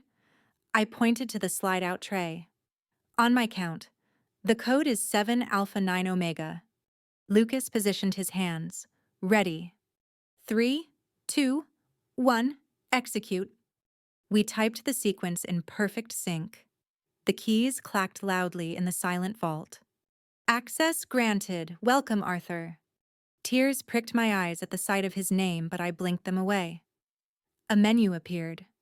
1. Judas List. 2. Execute Purge.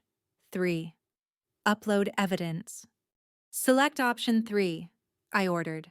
Upload the drive contents to the public server. I plugged the cracked hard drive into the terminal. The upload bar appeared.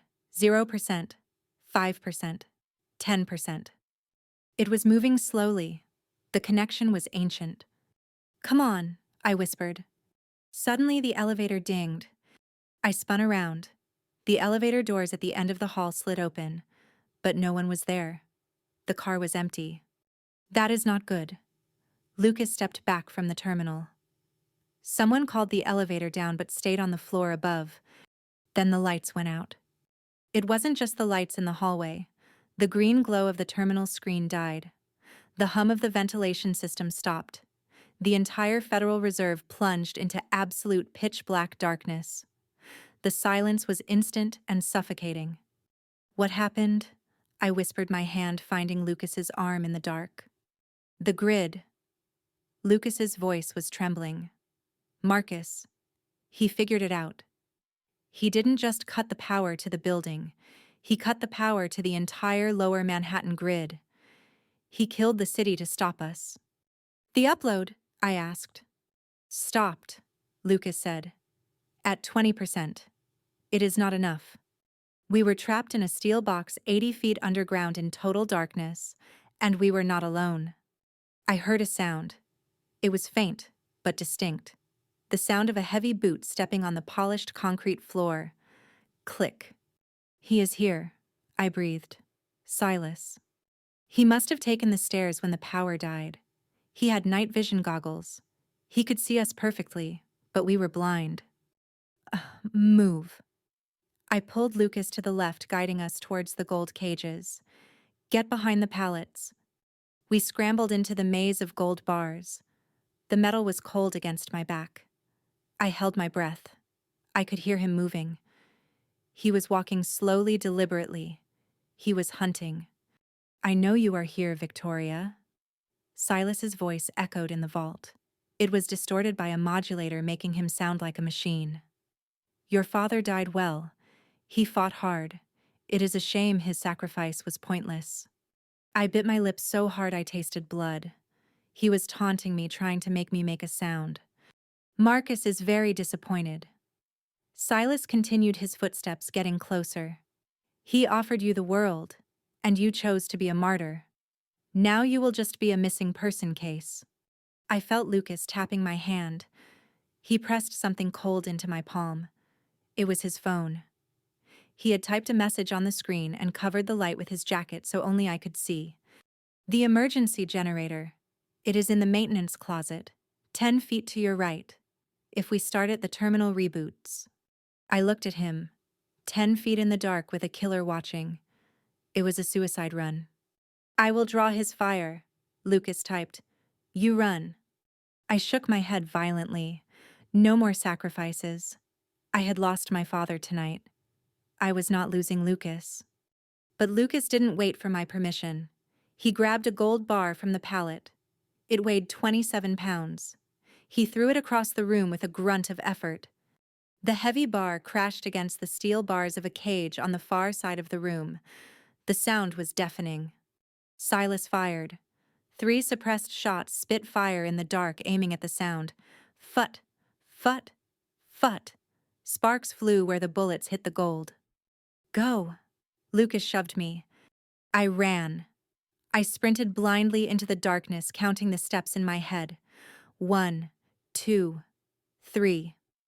My injured ankle screamed in protest, but adrenaline numbed the pain. I felt the wall.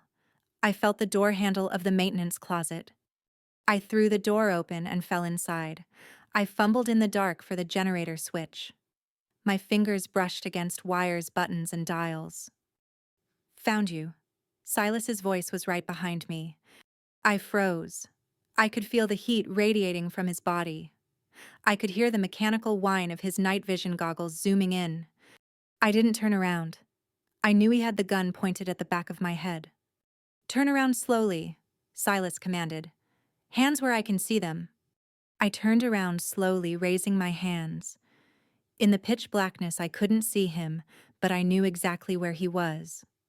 "Any last words, counselor?" Silas asked. "Yes." I said, my voice calm. "Let there be light." My hand slammed down on the master breaker switch on the wall behind me. It wasn't the generator. It was the emergency strobe system. Brilliant, blinding white strobe lights exploded in the small closet. They flashed at a frequency designed to disorient rioters. For me, it was blinding. For Silas, wearing light amplification goggles, it was like staring into the sun. He screamed. It was a guttural sound of agony. He ripped the goggles off his face, stumbling backward, his hands clutching his eyes. I didn't hesitate. I grabbed a heavy wrench from the tool rack and swung it with all my strength. I aimed for the scream. The wrench connected with something hard. Bone cracked. Silas collapsed to the floor, groaning. "Lucas!" I shouted over the alarm. "Start the terminal." The lights in the hallway flickered back on, powered by the backup generator I had just engaged. The green screen of the terminal hummed to life. System reboot. Resuming upload. 30%. 40%. Lucas ran to the keyboard, typing furiously to bypass the error codes. "It is going, but it is slow. Marcus is trying to block it remotely." I stood over Silas. He was trying to get up, blood streaming from his nose. He reached for his gun, which had slid across the floor. I kicked the gun away. I placed the heel of my shoe on his chest and pressed down. "Stay down," I panted. Silas laughed, spitting blood. "It doesn't matter. You can upload the files, but you can't leave this room. Marcus has called the NYPD Emergency Service Unit. They are welding the doors shut. You are burying yourself in a tomb, Victoria." "Upload 90%. The elevator dinged again. This time it wasn't empty. The doors opened and a dozen men in SWAT gear poured out. But they weren't NYPD. They weren't wearing badges. They were wearing private military contractor uniforms with the logo of Stone Security, Marcus's private army. "Step away from the terminal," the leader shouted, raising an assault rifle. "Lucas!" I yelled. "Done." Lucas hit the enter key. "Upload complete. Sent to NY Times, CNN, FBI, BBC." The screen flashed. "Transmission successful." The soldiers didn't care. They advanced. "Fire on my command." I looked at Lucas. We had won the war, but we were about to lose our lives. We had nowhere to run. The vault was a dead end. Then the phone in the leader's pocket rang. He paused, holding up a fist to stop his men. He answered it. "Sir," he said. He listened for a moment. His face went pale beneath his helmet. He looked at me with fear. "Stand down," he ordered his men. "Lower your weapons." "What?" one of the soldiers asked. I said, "Stand down." The leader lowered his rifle. The check bounced. "The accounts are frozen. All of them. Marcus Stone's assets have just been seized by the federal government." I looked at the terminal screen. A new message had appeared. It wasn't from the upload. It was from the Genesis program itself. My father's final fail-safe. Protocol Omega activated total asset liquidation. My father hadn't just exposed Marcus. He had programmed the system to empty Marcus's accounts and transfer every single penny to the one account that couldn't be traced. Mine. I looked at the soldiers. "Gentlemen, it seems your employer is bankrupt. However, I am looking to hire a new security detail, and I pay double." The leader looked at Marcus on the phone, then looked at me. He hung up the phone. "What are your orders, ma'am?" The heavy bronze doors of the Federal Reserve Bank opened with a groan that sounded like history being rewritten. I stepped out into the gray light of dawn on Liberty Street. The rain had stopped, leaving the pavement slick and black like oil. I was no longer the limp and battered fugitive who had sneaked in 3 hours ago. I was walking straight, and my chin was high. Flanking me were 12 heavily armed mercenaries in tactical gear, who until 20 minutes ago had been paid to kill me. Now they formed a phalanx around me, their rifles pointed outward at the world. The street was already a circus. The upload of the Judas list had done its work. Dozens of news vans were parked on the sidewalk, and hundreds of reporters were shouting over the police barricades. They were hungry for blood. When they saw me, they surged forward, a tidal wave of microphones and cameras. They expected a statement from a disgraced lawyer. Instead, they got a declaration of war. I stopped at the top of the stairs. I did not need a microphone. The silence of the crowd was my amplifier. "My name is Victoria Sterling," I said, my voice cutting through the morning air like a scalpel. And I am the new majority shareholder of the Stone Group. The evidence you received this morning is not just a leak. It is an indictment. Marcus Stone is not a lawyer. He is a criminal who has held this city hostage for 30 years. Today, the ransom is paid. I didn't wait for questions. I walked down the stairs and the sea of reporters parted. Frank, the former head of security for Richard, and now the commander of my personal detail, opened the door of the armored SUV. "Where to Ms. Sterling?" Frank asked. "Teterboro Airport." I checked the flight tracking app on my phone. Marcus is running. He has filed a flight plan for a Gulfstream 5 departing for the Cayman Islands in 40 minutes. Do not let him take off. We tore through the streets of Manhattan in a convoy of 3 black SUVs. The city was waking up to chaos. I could see the headlines flashing on the electronic billboards in Times Square. Mass resignations at City Hall. Police commissioner under investigation. Who is Arthur Sterling? The truth was burning through the corruption like a forest fire. Lucas sat next to me, typing furiously on his laptop. "He is moving fast, Victoria. His transponder shows he is already on the tarmac. He is trying to bypass air traffic control. If he gets in the air, we cannot touch him. The Caymans have no extradition treaty for the specific crimes he is charged with. He won't get in the air." I dialed a number. "Get me the Federal Aviation Administration, Priority Override Code Omega." "FAA Regional Control," a nervous voice answered. "Ms. Sterling, we received the digital authorization. What are your instructions?" "Ground all flights out of Teterboro," I said, watching the distance to the airport shrink on the GPS. "Revoke the takeoff clearance for tail number November 666 Juliet. If that plane moves, you treat it as a hostile threat." "Copy that," the controller said. "Grounding all traffic." We hit the highway leading to New Jersey. I could see the airport in the distance. A private jet was taxiing towards the runway, its engine screaming. Marcus was trying to make a run for it before the order went through. "Frank." I tapped the partition. "Ram the gate." The convoy didn't slow down. We hit the chain-link perimeter fence of the airport at 80 miles per hour. The metal shrieked and tore apart, showering the windshield with sparks. We bounced onto the tarmac, tires screeching on the concrete. The Gulfstream was gathering speed at the far end of the runway. "Intercept him," I ordered.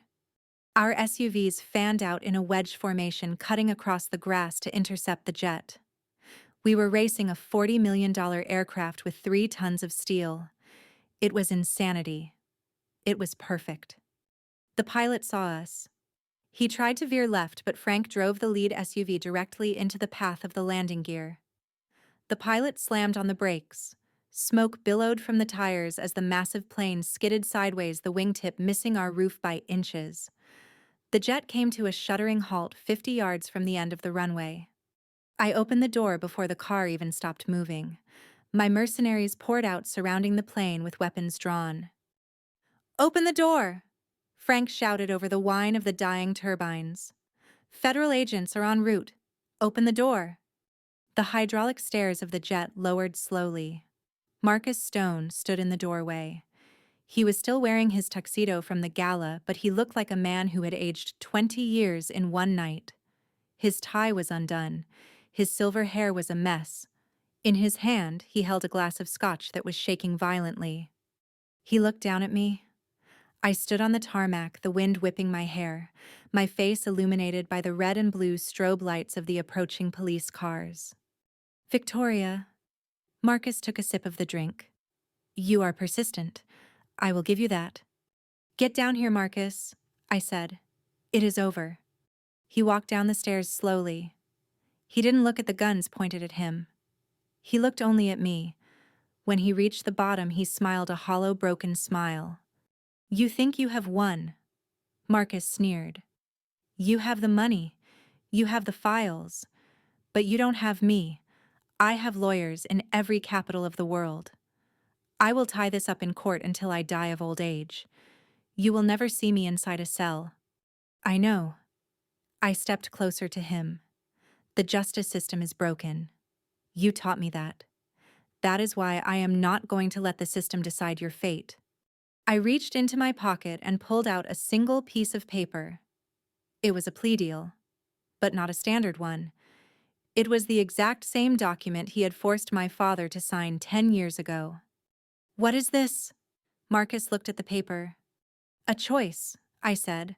Option A. You surrender to the FBI right now. You go to trial.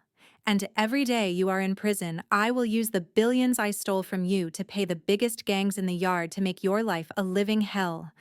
You will not survive a week. Marcus paled. He knew I would do it. Or, I continued, option B. You sign this confession. You admit to framing my father. You admit to ordering the hit on me. You admit everything. And in exchange, I will transfer $1 million to a private account for you, and I will let you walk away. You would let me go? Marcus looked suspicious. Yes, I lied.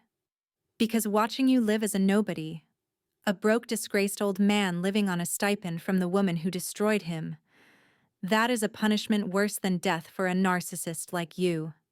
Marcus looked at the approaching police sirens. He looked at the mercenaries who were waiting for my command. He looked at the paper. His pride was battling his survival instinct. Give me the pen, Marcus hissed. He signed it. He signed away his legacy. He signed away his innocence. He admitted to being a monster. I took the paper and checked the signature. It was valid. Transfer the money. Marcus held out his hand. And get me a car. Of course. I pulled out my phone. Transfer initiated. My phone beeped. Transfer complete. $1 million sent to the commissary account of Arthur Sterling. I showed him the screen. Oh wait, Arthur is dead, so the money goes to his estate, which is me. Oops. Marcus's eyes bulged. You lied? I am a lawyer, Marcus. I smiled cold and sharp. We lie for a living. And as for letting you walk away, I turned to Frank. Frank, did you hear me say I would let him walk away? I heard you say you would let him walk away from the plane, Mrs. Sterling. Frank racked the slide of his rifle. You didn't say how far. Marcus turned to run, but there was nowhere to go. The FBI had breached the perimeter. Dozens of agents in windbreakers swarmed the tarmac. They weren't there to negotiate. They were there to arrest the most wanted man in America. Victoria! Marcus screamed as they tackled him to the concrete. I made you. I created you. And now I have destroyed you, I whispered. I watched as they cuffed him. I watched as they shoved his face into the oil-stained pavement. I watched the man who had been a god in New York get dragged away like a common thief. Lucas walked up beside me. He handed me a tablet. The confession is already viral. The governor has announced a posthumous pardon for your father. It is done, Victoria. We won. I looked at the tablet. I looked at the jet. I looked at the army standing behind me. Not yet, I said, turning back to the convoy. Marcus was just the king, but a king does not rule alone. He had a queen, and she is still sitting on my throne. Lucas looked confused. Who? My mother-in-law, I said, opening the car door. Eleanor Sterling, the woman who taught Richard how to hate. She is holding the board meeting at 9 o'clock to try and seize the company back. We are going to crash the party. I climbed into the SUV. The adrenaline was fading, replaced by a cold, hard resolve. I had taken down the legal system. Now I was going to take back my family name. To Sterling Tower, I ordered. And Frank, stop at a flower shop on the way. Flowers, Mrs. Sterling? Frank asked, starting the engine. Yes. I leaned back in the leather seat. White lilies, the kind you bring to a funeral. The boardroom on the 50th floor of Sterling Tower was a sanctuary of old money. The walls were paneled in mahogany harvested from rainforests that no longer existed, and the air smelled of beeswax and fear. 12 white men in bespoke suits sat around the oval table, their faces pale as they listened to the woman standing at the head. Eleanor Sterling was 60 years old, but she wore her age like armor. Her pearls were real. Her Chanel suit was vintage, and her hatred for me was older than my marriage to her son. Gentlemen, Eleanor's voice was smooth and poisonous like mercury. We are facing a crisis of confidence. My son Richard is temporarily indisposed due to a misunderstanding with the authorities, but the real threat is his ex-wife. Victoria is unstable. She is vindictive. And judging by the news reports of her involvement in a high-speed chase this morning, she is criminally insane. We must invoke the emergency bylaws to remove her voting rights immediately. We need to protect the Sterling legacy. I second the motion. A fat board member named Mr. Henderson grunted. She is a loose cannon. The stock is fluctuating wildly. All in favor of ousting Victoria, Sterling say aye. Eleanor raised her hand, a triumphant smile playing on her thin lips. Nay. The word came from the double doors at the back of the room. They swung open with a heavy thud. I walked in. I hadn't changed my clothes. I was still wearing the torn blazer from the prison escape, and my hair was wild from the wind on the tarmac. I smelled of smoke and jet fuel. But I didn't look like a victim. I looked like a survivor who had just crawled out of a grave to drag everyone else in with her. Behind me, Frank carried a massive wreath of white lilies, the kind you see at a mafia funeral. He placed it directly in the center of the polished table covering the quarterly reports. What is the meaning of this? Eleanor screeched, her composure cracking for a fraction of a second. Security. Remove this woman. Security works for me now, Eleanor. I walked to the other end of the table, facing her down. And the flowers are for you. I thought it was appropriate since we are gathered here to mourn the death of your influence. You are trespassing, Eleanor hissed. You may have tricked my son into signing some papers, but the board will never accept a gutter rat like you as chairman. You have no blood claim. You have no heir. Ah, yes. I pulled out a chair and sat down, propping my injured leg up on the empty seat next to me. The heir. I assume you are referring to Jessica Vance's miracle baby? My grandson. Eleanor straightened her pearls. The future of this company. Jessica is carrying the Sterling bloodline. Even if you destroy Richard, you cannot destroy his legacy. Once that boy is born, I will be his legal guardian, and I will use his voting trust to crush you. The board members nodded. The heir was a powerful card in a family dynasty. It provided stability. It provided a future. I have some bad news about the heir, Eleanor. I signaled to Lucas, who was standing by the door. He connected his tablet to the giant presentation screen behind Eleanor. Turn that off, Eleanor shouted. No, I said. Watch. The screen flickered to life. It showed the medical report from the genetics clinic. It was blown up to 4 feet tall. The blood type incompatibility chart was highlighted in red. As you can see, I pointed a laser pointer at the screen. Richard is O negative. Jessica is a positive. The fetus is B negative. Unless the Holy Spirit intervened again, I am afraid the math does not work. The boardroom erupted in whispers. Eleanor turned pale. She stared at the screen, her mouth opening and closing like a fish. But wait, there is more. I clicked the next slide. We ran a cross-reference on the staff employed at your Hamptons estate. Meet Marco, the 19-year-old pool boy, blood type B negative. And here's a photo of him and Jessica inspecting the pool house 3 months ago. The photo was grainy but undeniable. Jessica and the tanned, muscular teenager were locked in a passionate embrace. My grandson, Eleanor whispered, clutching the edge of the table, is the pool boy's son. Technically, he is your employee's son, I corrected her. So I guess you could offer him a minimum wage internship in 18 years. But he is not an heir. He is a liability. I looked around the table. So the bloodline argument is dead. What else do you have, Eleanor? Eleanor recovered quickly.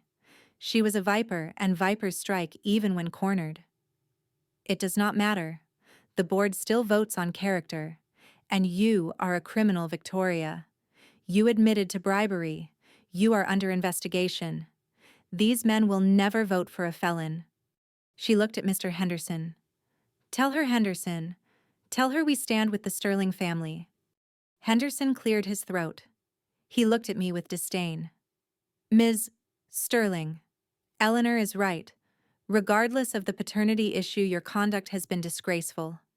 I cannot in good conscience support your leadership. I vote to remove you. Thank you, Mr. Henderson. I smiled. Before you cast that vote, I would like to draw your attention to the folder in front of you. I slid a black folder across the mahogany table. It stopped right in front of him. What is this? Henderson sneered. Open it, I commanded. He opened it. His face went from red to chalk white in 3 seconds. Page 1. I recited from memory. Bank transfers from the company pension fund to a private account in the Cayman Islands. Page 2. Photos of you with a certain underage escort in a hotel room in Bangkok. Page 3. A draft of your resignation letter. I wrote it for you. It is very touching. Henderson slammed the folder shut. He was shaking. Beads of sweat popped out on his forehead. Where did you get this? He wheezed. From Marcus Stone's private vault. I looked around the room, making eye contact with every single man at the table. I have folders for all of you. Mr. Davies, the insider trading on the pharma merger. Mr. Klein, the hit and run you paid to cover up in 2012.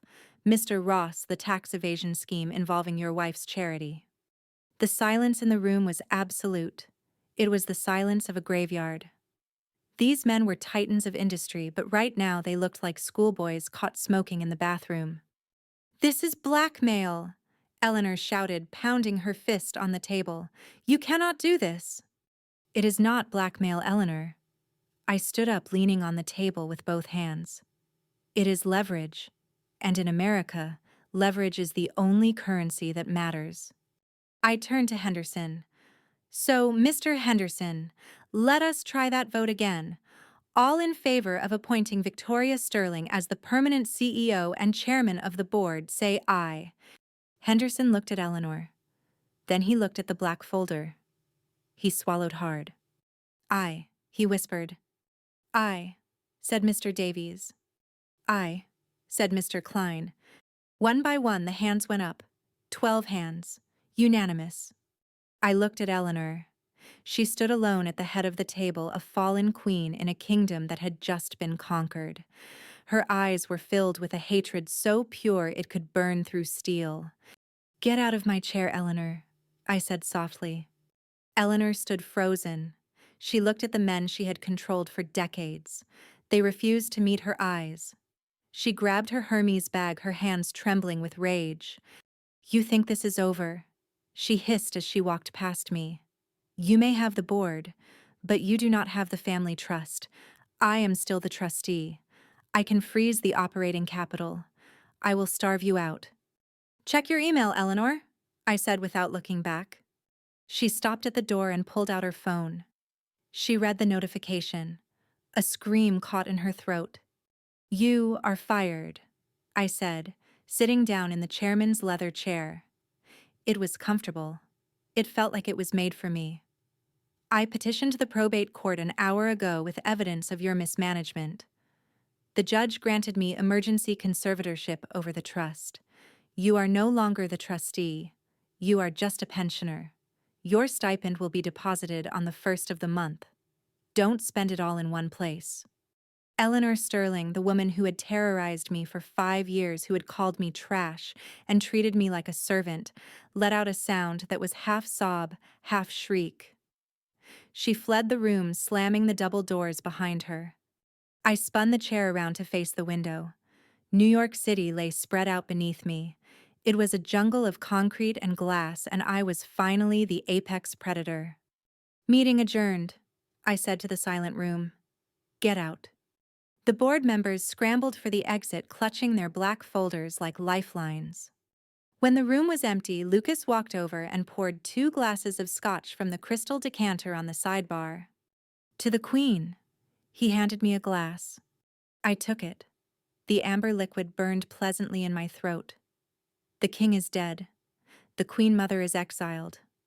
The court is mine. So what now? Lucas asked, sitting on the edge of the table. You have won. You have the money, the power, the revenge. What is left? I looked at the city. I thought about Richard rotting in a cell. I thought about Marcus facing life in prison. I thought about my father's ashes blowing in the wind. One thing left, I said. Cleaning house. There is one person we forgot. The one who started it all. Who? Lucas asked. Jessica. I swirled the drink. She is still in the penthouse. She thinks she is carrying the golden ticket. Someone needs to tell her the ride is over. But before I could finish the sentence, the intercom on the desk buzzed. Miss Sterling. It was Frank. His voice was urgent. We have a situation in the lobby. It is Richard. Richard is in jail. I frowned. Not anymore, Frank said. He escaped during the transfer to Rikers Island. The transport van was hit. We think he had help. And he is in the building. He has a gun and he has hostages. I put the glass down. The scotch rippled. Lock the doors, I ordered, standing up. And bring me my father's gun. The alarm system in Sterling Tower was designed to stop thieves and corporate spies, but it was not designed to stop a man who had nothing left to lose. I watched the security monitors in the penthouse office as Richard tore through the lobby. He was not the polished CEO anymore. He was a wild animal wearing a stolen prison guard uniform that was too big for him. He moved with a terrifying, desperate energy pistol, whipping a security guard who tried to block his path and shooting the glass turnstiles until they shattered into thousands of diamonds. He is in the express elevator. Lucas set his voice tight as he locked the heavy oak doors of the office. He overrode the lockdown codes. He will be here in 30 seconds. Victoria, we need to hide in the panic room. No. I picked up the heavy revolver that Frank had retrieved from my father's safe. It was a Smith & Wesson antique, cold and heavy in my hand. If I hide, he wins. He wants to see me afraid. He wants to see me cower. I am done cowering. He has a gun, Victoria, Lucas pleaded. He is insane. So am I. I checked the chamber. It was loaded. Go into the server room, Lucas. Lock the door. This is between me and my husband. Lucas hesitated, but he saw the look in my eyes. It was the same look Arthur Sterling had given me before he opened the steam valve. Lucas nodded and ran into the adjoining room, slamming the reinforced door behind him. I was alone. I walked to the center of the room and stood behind the massive mahogany desk. I placed the revolver in the top drawer, leaving it open just an inch. I smoothed my blazer. I waited. The elevator dinged. It was a cheerful sound that felt completely out of place. The double doors exploded inward. The lock splintered, sending wood chips flying across the room. Richard Sterling stepped through the wreckage. He was breathing hard, sweat dripping from his face. In his right hand, he held a police-issue Glock. His eyes were bloodshot and wide with a manic intensity. Honey, I'm home. Richard's voice was cracked and raw. He laughed, a sound that was more like a bark. Did you miss me? You look terrible, Richard. I said, my voice steady. I did not raise my hands. I did not scream. I looked at him with the same bored expression I used during boring board meetings. Prison orange does not suit your complexion. Shut up. Richard raised the gun, aiming it at my chest. Shut up with your witty comebacks. Shut up with your legal jargon. I am sick of it. I am sick of you thinking you are smarter than me. I don't think I am smarter than you, Richard. I leaned back in the leather chair. I have proven it. In court, in the boardroom, and on the street. You have lost everything. The company, the money, the girl, even your freedom. Why are you here? To beg. I am here to finish it. Richard walked closer, his gun hand shaking. I am going to kill you, Victoria, And then I am going to kill myself. It is a romantic ending, don't you think? The tragic end of the Sterling dynasty. It is not romantic, I said. It is pathetic. And it proves exactly why I had to take over. You were never a leader, Richard. You were a mascot. A figurehead I propped up for 5 years because I thought you had potential. But you were just an empty suit. That is why I hated you. Richard screamed. Spittle flew from his mouth. You think I cheated on you because I loved Jessica. You think I wanted a baby because I wanted an heir. No, I did it to hurt you. I did it because every time I walked into a room, people looked at you, not me. Every time I closed a deal, I knew it was your contract, your strategy, your words coming out of my mouth. I felt like a fraud in my own life. I wanted to break you. I wanted to see the Ice Queen cry. And that is your fatal flaw. I moved my hand slowly towards the open drawer.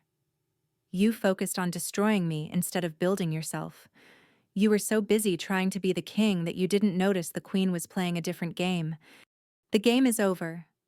Richard cocked the hammer of his gun. Stand up. I want you to stand up when you die. Okay. I stood up slowly. I will stand up. But before you pull that trigger, you should know something. The cameras are rolling. This is being live-streamed to the cloud. If you kill me, you go down in history as a murderer. A coward who shot his wife because he couldn't beat her in business. I don't care about history. Richard's finger tightened on the trigger. I just want you gone. He lunged forward, aiming for my head. I didn't flinch. In one fluid motion, I grabbed the heavy revolver from the drawer and brought it up. I didn't aim for his head. I aimed for the shoulder of his gun arm. I fired. The sound was deafening in the enclosed space. The recoil traveled up my arm like a shockwave. Richard screamed as the bullet tore through his right shoulder. The impact spun him around and his gun flew from his hand, skittering across the polished floor. He collapsed to his knees, clutching his bleeding shoulder. His face twisted in agony. I walked around the desk, the revolver still raised. I kicked his gun away towards the window. You shot me. Richard gasped, staring at the blood seeping through his fingers. You actually shot me. Self-defense. I looked down at him, cold and unmoving. Castle doctrine. An intruder broke into my office with a lethal weapon. I feared for my life. Any jury in New York will acquit me in 10 minutes. I will probably get a medal. Richard looked up at me. The madness in his eyes had been replaced by shock and fear. He looked small. He looked like a child who had broken a vase and was waiting for punishment. Victoria, he whispered, please, help me. I tried to help you for 5 years, Richard. I lowered the gun but kept my finger near the trigger guard. I cleaned up your messes. I hid your crimes. I made you a billionaire, and you thanked me by trying to destroy me. My help has run out. Sirens wailed from the street below. The elevator dinged again. This time it was Frank and a dozen NYPD officers in tactical gear. They swarmed the room, guns drawn. Drop the weapon, a sergeant shouted. I placed the revolver on the desk and raised my hands, calm and composed. He is all yours, officers. The suspect is neutralized. They dragged Richard away. He didn't fight. He was sobbing, broken and bleeding. As they pushed him into the elevator, he looked back at me one last time. Our eyes met. There was no love left. No hate. Just the cold realization that he was the past and I was the future. The doors closed. I walked to the window. The sun was setting over the Hudson River, painting the sky in shades of purple and gold. I was alone in the office. The silence was not empty. It was full of possibility. Epilogue 1 year later. The cemetery was quiet. The autumn leaves were falling, covering the ground in a blanket of red and orange. I stood in front of a simple black marble headstone. Arthur Sterling, father. Just vindicated. I placed a single white lily on the grave. You were right about everything, Dad, I whispered to the cold stone. Except one thing. You said power is lonely. It is not lonely. It is peaceful. I adjusted the collar of my trench coat. A black limousine was waiting for me on the path. Lucas stood by the door holding an umbrella. He was now the Chief Technology Officer of Sterling Global. We had expanded. We had acquired Marcus Stone's law firm and rebranded it. We were not just a real estate company anymore. We were an empire. Richard was serving 25 years in a maximum security facility upstate. Eleanor had moved to a retirement community in Florida, living on a fixed income. Jessica had disappeared into obscurity, raising her son in a small town in Ohio on the child support payments I generously provided from the pool boy's salary, which I had subsidized. I walked back to the car. My phone buzzed. It was a call from the White House. The president wanted to discuss the new economic advisory role. "Are you ready, Ms. Sterling?" Lucas opened the door. I looked back at the grave, then up at the skyline of New York City where my name glowed on the tallest tower. "Yes, Lucas." I smiled. It was a genuine smile. "I am just getting started."